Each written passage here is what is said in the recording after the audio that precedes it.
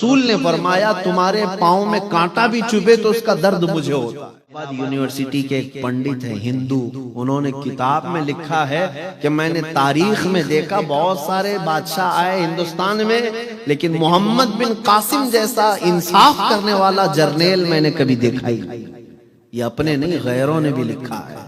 मैं बात इसलिए अर्ज कर रहा हूं कि उस वक्त उनके दिलों में ये ख्याल होता, अरब में बैठे हैं, हिंदुस्तान में अगर किसी औरत पर कोई हमला कर रहा है वो वहीं से निकल करके आ जाते, प्लेन से नहीं आते, जहाज से नहीं आते थे, पैदल सफर करके निकलते थे, जंगलों का, पहाड़ों का, और पहुंच जाते थे मदद के लिए।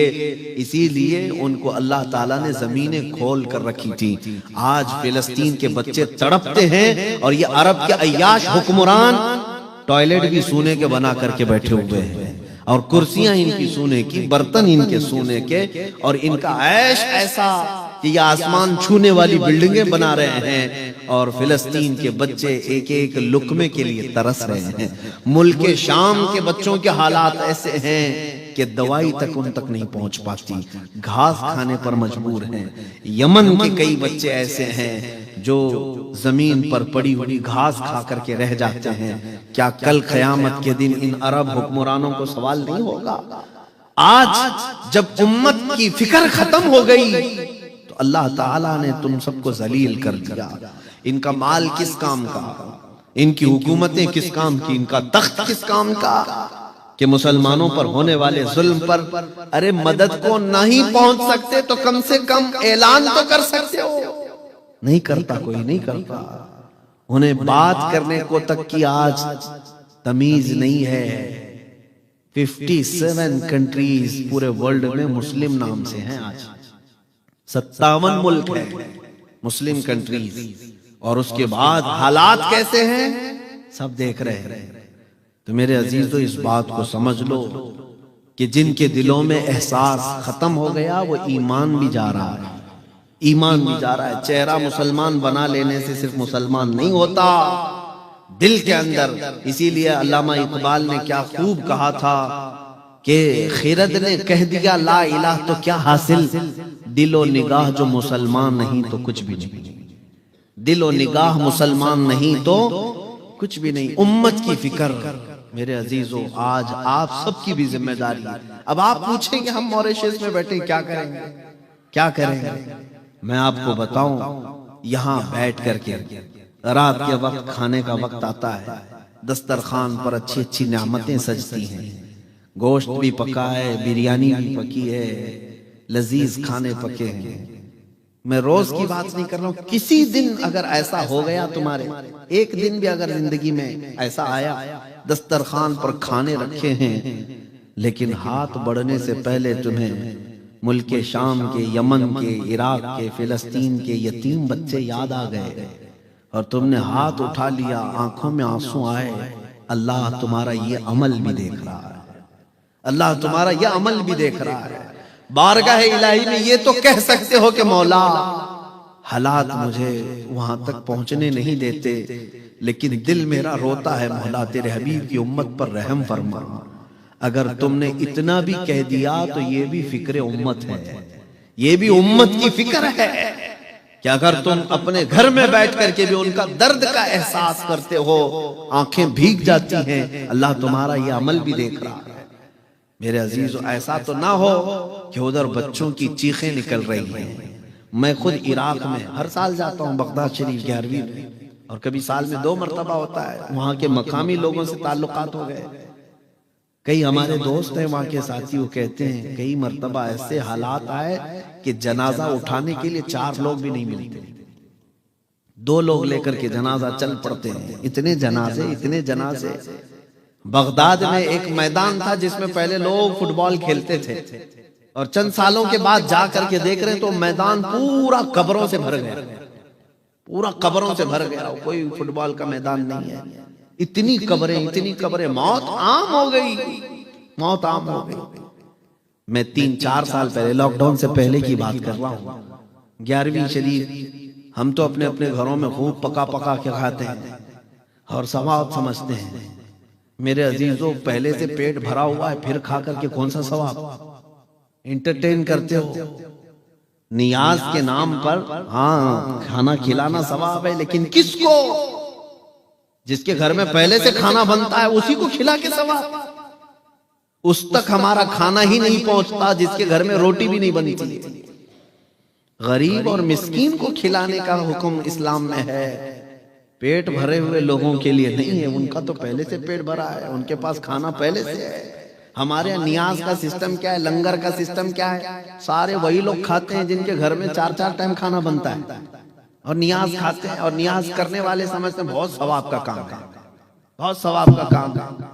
मेरे अजीजों, सवाब का काम सरकार गौसे आजम अब्दुल कादिर जीलानी रज़ियल्लाहु ताला अन्हु फरमाते हैं, सबसे नेक काम भूखों को खिलाना, नंगों को पहनाना। बात समझ में? दोनों को मिक्स करके बताया गया। भूखों को खिलाना, नंगों को पहनाना, ये दोनों को जमा करके क्यों कहा गया?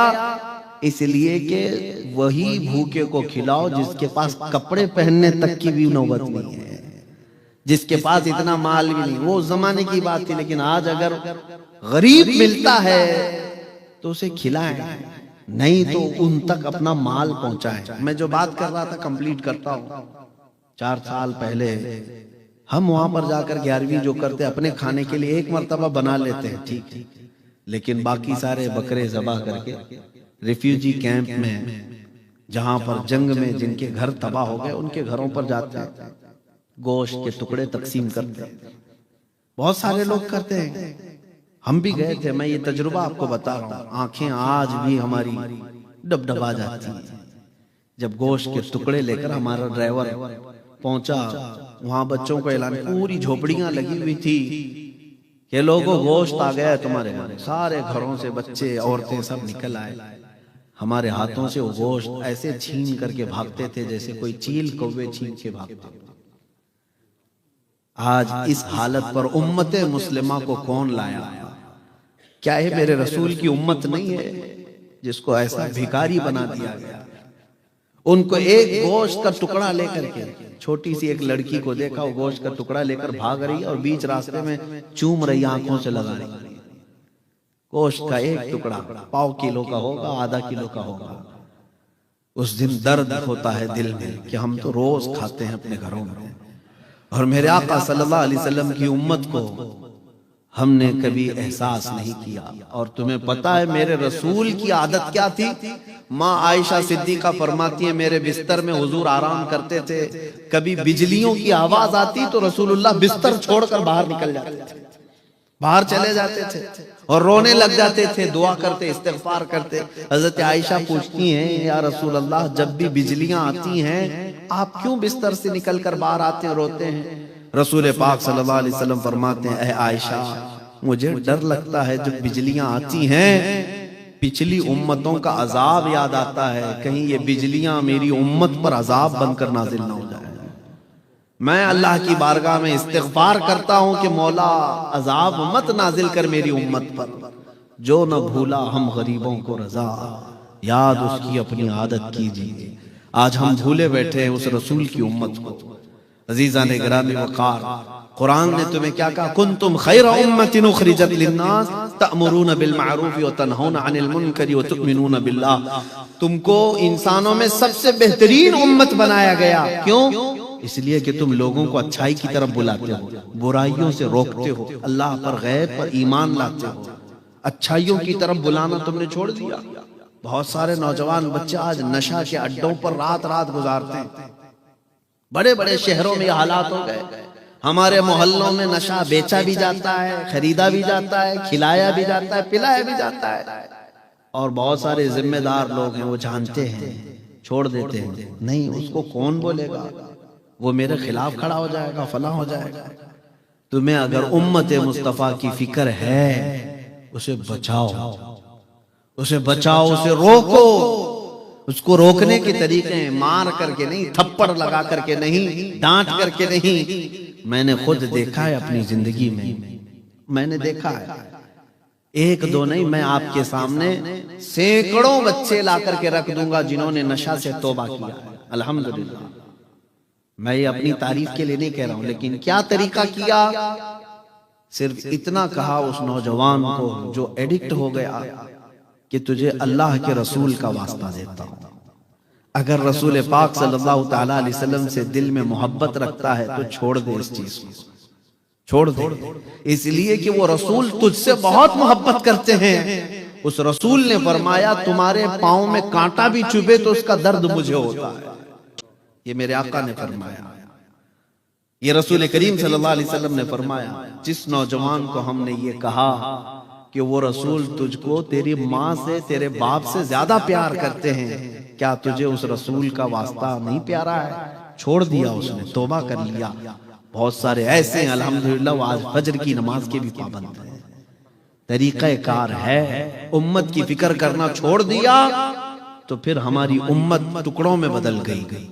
सब ये सोचते हैं इसको मैं क्यों बोलूं, उसको मैं क्यों बोलूं। नहीं, तुम्हारी जिम्मेदारी है, तुम खैर उम्मत हो, बुराइयों से रोकने के लिए आए हो, अच्छाइयों का हुक्म देने आए हो। अजीजा ने गिरामी औकात, वक्त ज्यादा तवील हो गया, मैं इन बुजुर्गों की बारगाह में कुछ अर्ज न कर सका। सरकार मुहद्दिस आजम हिंद रहमतुल्लाह ताला अलैह की सिर्फ इतनी बात मैं आपको बता दूं कि वो मुहद्दिस आजम हिंद थे। मुहद्दिस आजम हिंद, हदीस में जो सबसे ज्यादा महारत हासिल करता है उसको मुहद्दिस कहते हैं, और वो भी मुहद्दिस आजम हिंद, हिंदुस्तान के बड़े मुहद्दिस थे। देखिए मैं अभी आपको एक बात बता दूं, आज के जमाने में लक़ब देना भी आसान है, कोई किसी को कुछ भी बोल दे, हाँ ये फलां है वो फलां है। फारसी में एक शेर है, पीरा नमी परंद मुरीदा मी परानंद। फारसी में कहा जाता है पीर उड़ते नहीं है, मुरीद उड़वाते हैं। मुरीद उड़ाते हैं, अरे हमारे पीर तो चौथे आसमान पे रहते हैं। दूसरा कहता है तेरे चौथे पे, मेरे पीर तो सातवें पे रहते हैं। पीर के बारे में मुरीद जो है ना उड़ाते रहते हैं। लक़ब मुरीद जो चाहे देते रहते हैं। एक मुरीद कहता है मेरे पीर तो अजमेर में नमाज पढ़ते हैं लेकिन रहते यहाँ हैं। दूसरा कहता है नहीं मेरे पीर तो मक्का मदीने में पढ़ते हैं, रहते यहाँ हैं।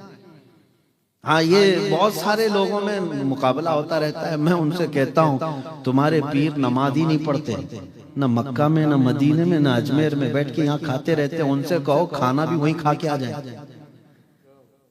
हाँ मेरे अजीजों, मैं ये बात इसलिए कह रहा हूँ कि पीरों को लक़ब देने में बहुत आसान है, मुरीद जो चाहे लक़ब दे देंगे। लेकिन मुहद्दिस आज़म हिंद को लक़ब किसने दिया? क्या ये मुरीदों ने लक़ब दे दिया, उनके चाहने वालों ने दे दिया? नहीं, बल्कि उनको पढ़ाए हुए उस्ताद ने लक़ब दिया। उस्ताद अपने शागिर्द को कह रहा है, और वो भी इल्म हदीस में कुछ बुजुर्गों को 40 साल लग गए, किसी को 50 साल लग गए बुखारी शरीफ पढ़ाते पढ़ाते, जब उनको मुहद्दिस कहा जाता है। लेकिन हजरत मुहद्दिस आज़म हिंद को सिर्फ 17 साल की उम्र में मुहद्दिस आज़म हिंद कहा गया। ये आपका कमाल था इल्म हदीस में। अल्लाह तबारक व तआला उनके फयूज़ व बरक़ात हम सब के सीनों पर जारी व सारी फरमाए।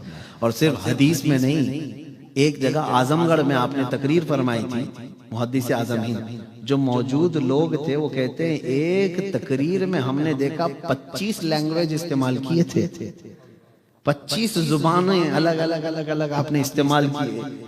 वो जिस मैदान में गए उसके बादशाह थे, जिसमें मुनाजरे में गए, मुनाजरे में देवबंदियों के दांत खट्टे करके आए। मुनाजिर आजम भी थे, एडवोकेट्स थे, वकील हजरात उनके सामने बात कर रहे थे। भागलपुर में 1 घंटा तक तकरीर किए, पूरे आर्टिकल्स जितने भी इंडियन ये जो हमारे लॉ हैं उसके बारे में बात करते रहे। पैनल कोड फला, ये आर्टिकल 3 सब बात करते रहे। तो वकील जितने बैठे हुए थे एडवोकेट, उन्होंने कहा कि आप इंडियन लॉ के हाफिज हैं, हमें याद नहीं है सारी चीजें, आप तो ऐसा पढ़ रहे हैं जैसे कि आपने हिफ्ज किया है। बहरहाल मेरे अजीजों, ये सब कमाल है इश्क़ रसूल का। जो बंदा अपने आप को रसूलुल्लाह के लिए वक्फ करता है, दुनिया के सारे उलूम उसको सदक़े में दे दिए जाते हैं। आला हजरत ने भी यही फरमाया, बचपन में मुझे मैथमेटिक्स पढ़ने का, मंतिक और फिलॉसफी पढ़ने का शौक था, किताबें लेकर बैठता था। मेरे वालिद गिरामी हजरत अल्लामा नकी अली खान साहब आए, देखा मैं ये मैथमेटिक्स हिसाब की किताबें पढ़ रहा हूँ, तो उन्होंने मेरे हाथ में से किताबें ले ली। कहा अहमद रजा ये सब क्या पढ़ रहा है? रख रख। कहा इल्म हदीस पढ़, रसूलुल्लाह के दीन की यानी फिका पढ़, हदीस पढ़, और वो हदीस और फिका के सदक़े में अल्लाह सारे उलूम यूं ही तुझे अता कर देगा। और फिर अल्लाह ने ऐसा नवाजा आला हजरत को कि मैथमेटिक्स में उनकी लिखी हुई किताबों का प्रोफेसर लोगों के पास भी जवाब नहीं आज। तो बहरहाल जो कुछ भी मिलता है वो मेरे मुस्तफ़ा करीम सल्लल्लाहु अलैहि वसल्लम से वफा करने पर मिलता है। आखिर में मैं यही कहूँगा कि या रसूल अल्लाह, खल्क के हाकिम हो तुम, रिज़्क़ के कासिम हो तुम, जो मिला तुमसे मिला, तुम पे करोड़ों दुरूद, बेहुनरो बेतमीज किसको हुए हैं अजीज, एक तुम्हारे सिवा तुम पे करोड़ों दुरूद। आज अहले मॉरिशस से मैं कहता हूँ, आए हम सब ये अहद करते हैं कि अगर अपनी जिंदगी में किसी को राजी करना है, एक बात मैं आपको बता दूं, कुछ नौजवान सिर्फ चंद दोस्तों को राजी करने के लिए अपना चेहरा बदल लेते हैं। हाँ, दाढ़ी निकाल के फेंक दिया, क्यों? इसलिए कि दूसरे लोग हमको बोलेंगे पुराने जमाने का आदमी लग रहा है, क्या बूढ़ा हो गया, मौलाना हो गया, मौलवी साहब हो गया। उसको सिर्फ चंद लोगों को राजी करने के लिए अपने आप को बदल लिया, लेकिन फिर भी वो राजी नहीं रहते, फिर भी नहीं राजी रहते। तुम दुनिया को नंगा होकर के भी राजी नहीं कर सकोगे। एक बात याद रखिए, कुछ भी अपने आप को बदल लो, लोग बोलते रहेंगे हो तुमको ये दुनिया छोड़ती नहीं। ये कपड़े पहनो तो मुझे बोलते हैं, आम कपड़े पहनो तो बोलते हैं, अगर सादे कपड़े पहन कर क्या हो तो बोलते हैं मौलाना तो ये कुछ है ही नहीं, भिखारी दिखता है। बहुत ज्यादा कपड़े पहन लो, अच्छे कपड़े पहन लो तो बोलते हैं पता नहीं कहां से पैसा ला रहा है। साइकिल पर जाओ तो गरीब है, यतीम है बेचारा, कार में जाएगा तो बोले सबका माल लूट के जा रहा है। तो लोगों की कोई भी ये रहती नहीं। लेकिन मैं ये कहता हूं कि तुम अपने आप को क्यों बदलने जा रहे हो? जिसके दिल में ये बात आती है ना, लोग क्या कहेंगे, लोग क्या कहेंगे, ऐसा करूंगा लोग क्या कहेंगे, उनके लिए मैं एक ही जुमला कहता हूं, लोग कुछ नहीं कहते, मरने के बाद सिर्फ इन्ना लिल्लाह कहते हैं, बस यही एक अच्छी चीज बोलते हैं, इन्ना लिल्लाहि व इन्ना इलैहि राजिऊन। बाकी जिंदगी में उनका ख्याल मत करो क्या क्या बोलते थे। लोगों के लिए जीते रहोगे तो ये लोग कुत्ता बना देते हैं, कुछ भी बना देते हैं। लेकिन अगर आपको राजी करना हो तो मदीने के ताजदार को राजी करो, इसलिए कि वो बहुत जल्दी राजी होते हैं।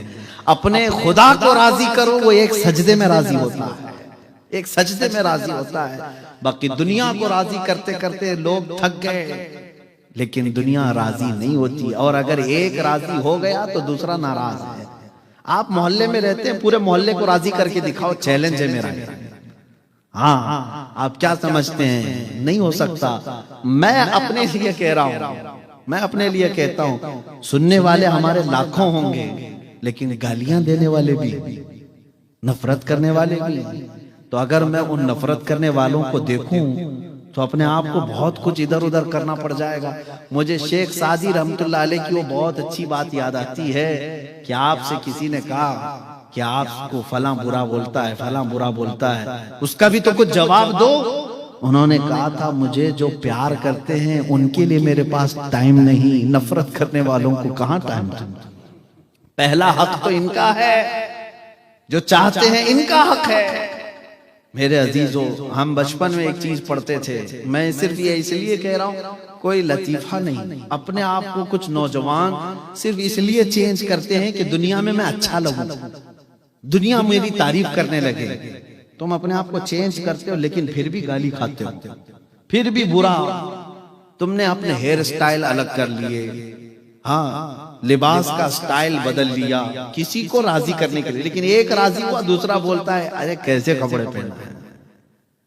तुम्हारी यही जिंदगी गुजर जाएगी, कोई ना कोई तुम में ऐब लगाता रहेगा। बचपन में हमने किताब में एक बात पढ़ी थी कि बेचारे एक शोहर बीवी गधा लेकर के जा रहे थे, तो शोहर ने बीवी को बिठाया, गधा खुद पकड़ के जा रहा था, औरत है साथ में उसको सवार करे। चौक पे बैठे हुए लोग कमेंट्स करने लगे, बीवी का गुलाम जा रहा है, औरत का गुलाम है, औरत को बिठाया, खुद चल के जा रहा है। उसको बात बुरी लगी, औरत को उठाया, खुद बैठ के जाने लगा। थोड़ी दूर आगे जाने के बाद कुछ लोगों ने देखा और कहा जालिम आदमी है, औरत को चला रहा, खुद बैठा हुआ, खुद बैठा हुआ। वो बेचारा उतर गया। उतर गया, कहा कि नहीं चलो कोई नहीं बैठेगा, दोनों चल के जाते हैं। तीसरी जगह कुछ लोग बैठे थे, उन्होंने कहा कितने बेवकूफ हैं, सवारी है फिर भी चल के जा रहे हैं, सवारी है साथ में लेकिन फिर भी पैदल जा रहे हैं। उसने क्या कहा, अब एक ही चीज बाकी रहती, गधे को उठा के ले जाओ। अब क्या बचा, लोगों की बातों से बचने के लिए लास्ट चीज बची, गधे को उठा लो। यही हालत हो जाती है, जो लोगों के लिए अपने आप को चेंज करते हैं उन्हें आखिर में गधा उठाना पड़ जाएगा, आखिर में गधा उठाना पड़ जाएगा। इसलिए इसका इलाज क्या है, इसकी उसकी ना देखो, उसको राजी इसको राजी ना करो। बरेली के इमाम ने ये फरमाया, आज ले उनकी पनाह, आज मदद मांग उनसे। हाँ, आज ले उनकी पनाह, आज मदद मांग उनसे। कल न मानेंगे क़यामत में, अगर मान गया उन्हें जाना उन्हें माना, न रखा गैर से काम, लिल्लाहिल हम्द में दुनिया से मुसलमान गया। तुम्हारे जिस्म पर कपड़े फटे हुए हों, पैबंद लगा हुआ हो, बाल उलझे हुए हों, लेकिन रसूल के लिए जीते थे, वो रसूल पाक कभी ये नहीं कहते कि इसके कपड़े फटे हुए हैं, इसका जिस्म फला है। हजरत सुहैब रूमी ये मक्का मुकर्रमा से आ रहे थे, इनके माँ बाप काफिर थे, इनको कहा था कि हम पूरे माल से तुम्हें आग कर देंगे। उन्होंने कहा माल पूरा ले लो। बाप ने गुंडों को लगाया, ये जब मदीने जाएगा इसको मारना। गुंडे आए, बीच रास्ते में बहुत मारा, उनकी आंख फट गई, नाक फट गई, घुटने टूट गए, लेकिन फिर भी वो वापस मक्का जाना नहीं चाहते थे, मदीना आना चाहते थे हिजरत करके। जवानी का वक्त है, यहाँ तक कि माँ जो सबसे ज्यादा बच्चों से प्यार करती है, माँ ने क्या कहा था पता है, सुहैब तेरे जिस्म पे जो कपड़े हैं ना, वो हमारे कमाई के, हमारे पैसों के, वो खोल के दे दे। उन्होंने कपड़े भी खोल के दे दिए, टाट गोनी का लिबास ओढ़ लिया, कांटे लगा लिए, और ऐसे ही चल करके मदीने आए थे। कितना लंबा सफर करके जब मदीने पहुंचे, सहाबा कहते हैं रसूल पाक सल्लल्लाहु अलैहि वसल्लम मस्जिद नबवी से निकल करके गर्दन ऊंची कर करके किसी का इंतजार कर रहे थे। सहाबा ने पूछा, या रसूल अल्लाह कोई काफिला आ रहा है? हुजूर ने फरमाया, नहीं, मेरा दीवाना आ रहा है, मेरा एक दीवाना आ रहा है। जब लोगों ने देखा वो दीवाना कौन था, वो हजरत सुहैब थे। जब वो करीब आए, मेरे आका सल्लल्लाहु अलैहि वसल्लम ने सबसे पहले क्या किया, उनको सीने से सीना लगाया और अपनी चादर उठाकर उनको पहना दिया। और जानते हैं हजरत सुहैब जिंदगी भर फिर उस चादर को कभी हटाते नहीं थे। जब उनकी मौत करीब आई, तब लोगों को ऐलान किया, ऐ लोगों, मेरे जिस्म पर कुछ हो या ना हो, मेरी कब्र भी ये चादर जरूर होनी चाहिए। इसलिए कि जब मेरी माँ ने मेरे कपड़े ले लिए थे, उस वक्त अगर मुझे किसी ने कपड़े पहनाए हैं तो ताजदारे मदीना की जात है। जिसको दुनिया छोड़ देती है उसको मेरे रसूल अपनाते हैं, जिसको दुनिया ठुकरा देती है उसको मेरे रसूल गले लगाते हैं। इसीलिए शायर ने क्या ही अच्छा कहा, लगाते हैं उसको भी सीने से आका, जो होता नहीं मुंह लगाने के काबिल, जो होता नहीं मुंह लगाने के काबिल। इसीलिए मेरी रिक्वेस्ट, अपील यही है, दुनिया को राजी करते करते तुम बूढ़े हो जाओगे, ये दुनिया कभी राजी नहीं होगी। राजी करना हो तो ताजदारे मदीना की जात को राजी करो, और वो बहुत जल्दी राजी होते हैं। और उनको राजी करने का सबसे बेहतरीन काम ये है, आज से अहद करो जो सैयदा फातिमतुज़ ज़हरा ने कहा था, उनकी बेटी ने कहा था। आपको मैंने वाकया अधूरा छोड़ दिया, हुजूर सजदे में रो रहे थे मदीने में, किसी के उठाने से उठते नहीं थे। हजरत फातिमतुज़ ज़हरा ने आकर क्या कहा था, हुजूर पाक सल्लल्लाहु अलैहि वसल्लम से, ऐ मेरे अब्बा जान, आप सर उठा लें, आपकी बेटी फातिमा जब तक जिंदा रहेगी कोई रात सोएगी नहीं, हर रात आपकी उम्मत की बख्शिश की दुआ करेगी। रसूल पाक राजी हो गए, अल्लाह के रसूल राजी हो गए।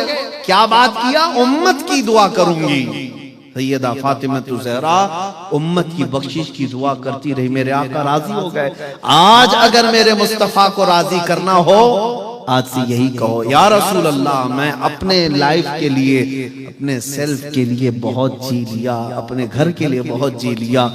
ए अल्लाह के हबीब, अब मैं जिंदा रहूंगा, पल पल हर दिन आपकी उम्मत का ख्याल करूंगा, आपकी उम्मत की फिक्र करूंगा।